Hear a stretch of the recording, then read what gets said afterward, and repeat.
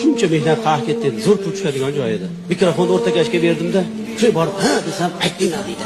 "Nega?" desam, "Hason onalar ayollar o'tirgan stolga qarang" dedi. Shuni ayollar o'tirgan stolga qarasam, stol ustida aroq ham bor, konyak ham bor, vino ham bor.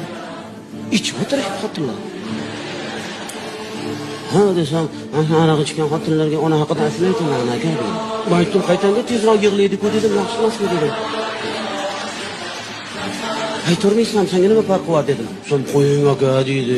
"Ustozimni qo'shig'ida" deydi aka deydi. "Bu qo'shiqni orasida hokipoyingizni ko'zimga suraydigan joylari bor aka" deydi. "Bu onaxonni qarang, hokipoyda bo'sh butunda turibdi aka" deydi.